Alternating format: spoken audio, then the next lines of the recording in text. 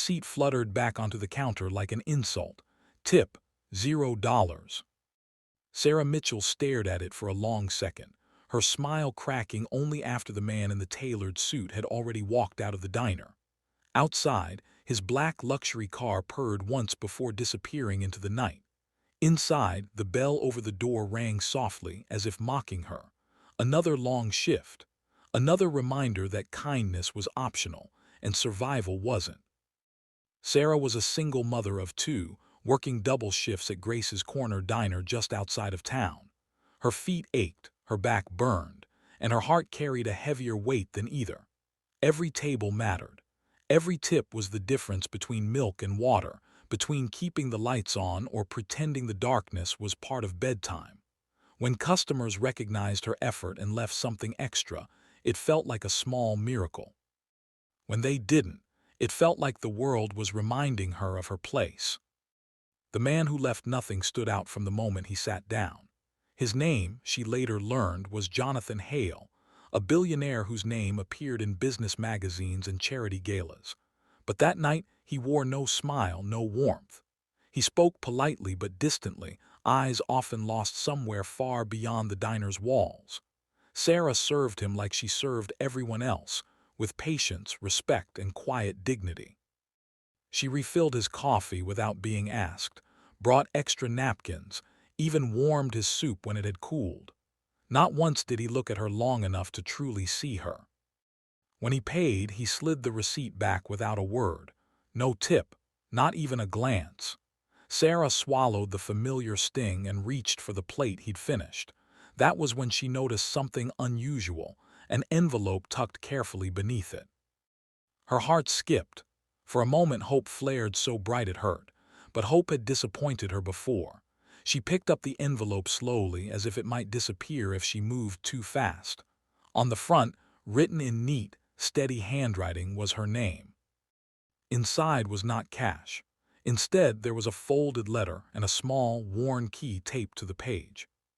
Confused, Sarah leaned against the counter and began to read. "I'm sorry I didn't leave a tip," the letter began. "Not because you didn't deserve one, you deserved more than I could ever place on a table tonight. But some gifts aren't meant to be measured in dollars left behind."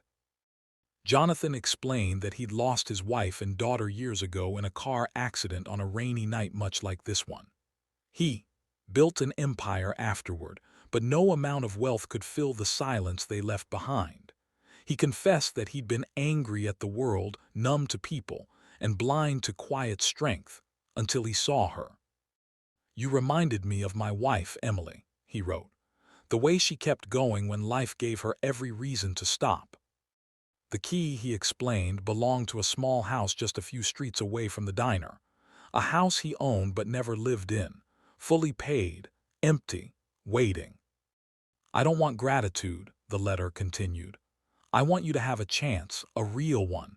If you choose to accept it, the house is yours. No rent, no conditions.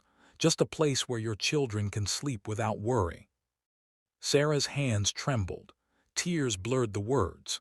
She looked toward the door, but Jonathan was already gone, leaving behind something far heavier than money. That night she didn't tell anyone. She walked home, unlocked the door to her cramped apartment, and held her children, Daniel and Lily, longer than usual. For the first time in years, she cried not from exhaustion, but from relief. The challenges didn't vanish overnight. Moving meant paperwork, trust, fear that it was all a mistake. She worried it might be a cruel trick, or worse, a dream she'd wake from. But the house was real. Sunlight filled the rooms.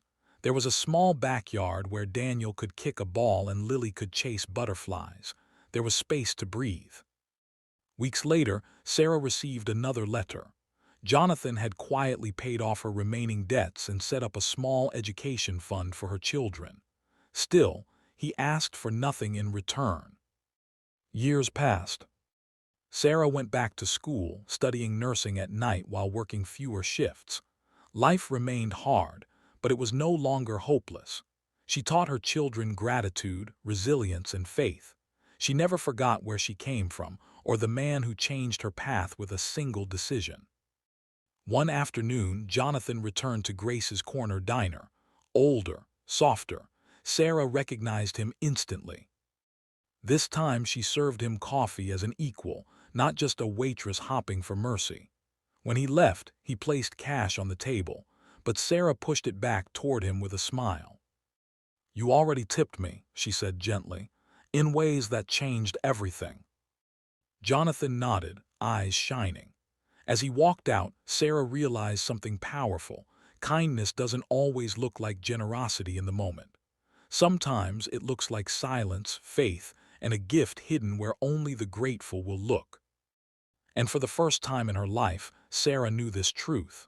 Even when the world leaves you nothing, God can leave you everything, right under the